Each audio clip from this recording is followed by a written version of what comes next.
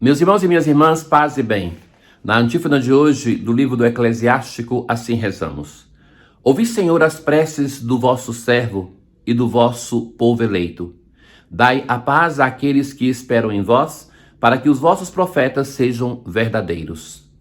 Caríssimos irmãos e irmãs, nós, na liturgia da palavra de hoje, continuamos a escutar a primeira carta de São Paulo aos Coríntios e escutaremos um texto que todos os anos nós escutamos na Quinta-feira Santa, na Missa da Ceia do Senhor, a segunda leitura, que é um importante testemunho sobre a celebração da Eucaristia.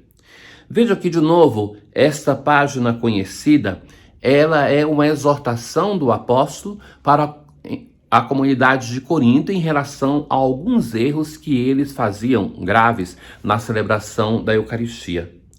O apóstolo assim começa: No que tenho a dizer-vos, eu não vos louvo, pois vossas reuniões não têm sido para o vosso bem, mas para o mal. Essas reuniões, que ele depois vai chamar de assembleia, e mais na frente ele vai dizer que é a celebração da ceia do Senhor. Em assembleia têm surgido divisões entre vós. E ele vai dizer até assim: na verdade, convém que haja essas cisões entre vós, para que também se tornem bem conhecidos aqueles dentre vós que resistem à prova.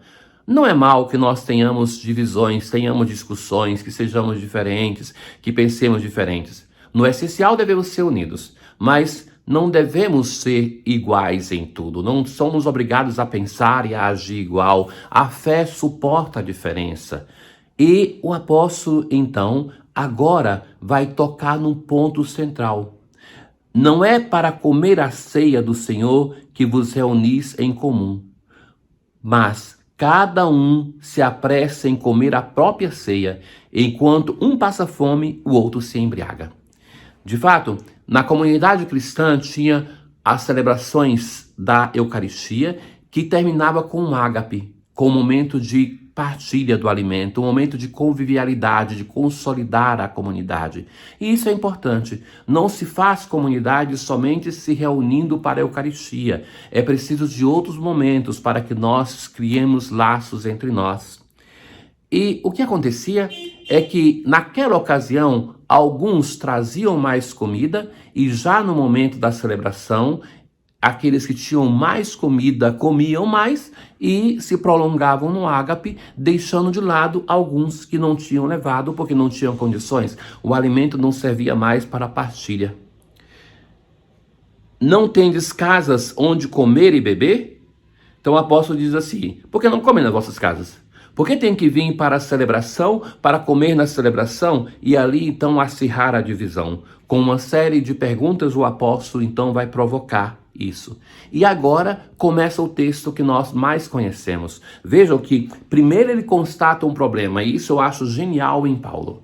Os grandes textos que nós citamos de Paulo e que nós citamos muitas vezes sem saber o porquê que ele está dizendo, são textos que são uma resposta a um problema que ele encontra na comunidade. Agora, por exemplo, ele encontra esse egoísmo, essa divisão, essa falta de comunhão e vai dizer: o que eu recebi do Senhor foi isso que eu vos transmiti. Na noite em que foi entregue, o Senhor tomou o pão e depois de dar graças partiu e disse: isto é o meu corpo, fazei isto em memória de mim. Depois tomou o cálice e disse: este cálice é a nova aliança em meu sangue. Todas as vezes que dele beberdes, fazei isto em minha memória.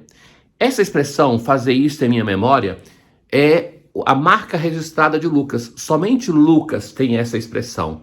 Então faz ver que Paulo herda do anúncio lucano a narração da ceia. Paulo não é um apóstolo de Jesus do primeiro grupo dos 12, então ele não estava na ceia.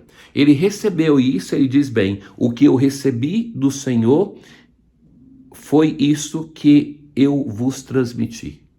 Então ele recebeu de uma comunidade que celebrava, que conviveu com Jesus e atesta então uma prática de celebração eucarística na comunidade. Este aqui é dos poucos relatos de celebração litúrgica que nós temos no Novo Testamento. São dois, todos eles ligados ao apóstolo Paulo. Um na primeira carta aos Coríntios e um nos Atos dos Apóstolos. Todas as vezes, de fato, que fizerdes isso, estareis proclamando a morte do Senhor até que ele venha. A Eucaristia é o nosso alimento enquanto peregrinamos dessa terra. Nós, a cada vez que nós celebramos, nós somos inseridos no mistério da paixão, morte e ressurreição do Senhor, e o Senhor se faz presente em meio de nós até que ele venha, até que ele volte. E a leitura se conclui: portanto, meus irmãos, quando vos reunirdes para a ceia, esperai uns pelos outros. No salmo de hoje, o Salmo 39, nós assim rezamos: sacrifício e obração não quisestes, mas abriste, Senhor, meus ouvidos. Aquela ceia que o apóstolo diz na primeira leitura, que está equivocada, que tem erros, Deus não quer que nós assim hajamos, não quer que nós deturpemos a prática litúrgica da igreja por causa do nosso egoísmo, por causa da nossa incapacidade de nos abrirmos à sua ação. Não é este o sacrifício que Deus quer, não é essa liturgia que Deus quer. Por isso eu disse: eis que venho. A oferta que nós devemos oferecer ao Senhor é a nossa própria vida, para que nós sejamos transformados, como o trigo que é esfarinhado para formar um pão, que nós sejamos transformados. Com prazer faço a vossa vontade. Não fechei os meus lábios, mas se alegre e em vós rejubile todo ser que vos busca, Senhor. Na aclamação ao Evangelho de hoje, Deus o mundo tanto amou, que lhe deu o seu próprio Filho, para que todo o que nele crê encontre vida eterna. Depois de Jesus ser reconhecido como um profeta potente pela sua palavra, assim nós terminamos a narração da semana passada, quando Jesus faz aquele sermão da planície, o sermão das bem-aventuranças. Então agora vai se mostrar o Senhor Jesus como um profeta, o Senhor potente em obras. E vai fazer 4 milagres em seguida no Evangelho. O que ouvimos na narração de hoje do centurião. Amanhã no Evangelho encontramos aquele que é do filho da viúva de Naim. E depois nós temos outros 2 com os discípulos do Batista e com a pecadora, que nós não ouviremos na liturgia, até porque nós temos uma festa na quarta-feira. Naquele tempo, quando acabou de falar ao povo que o escutava, Jesus entrou em Cafarnaum. Um oficial romano tinha um empregado que estava doente. O oficial ouviu falar de Jesus e ele pede aos anciãos da comunidade para irem até Jesus interceder por ele.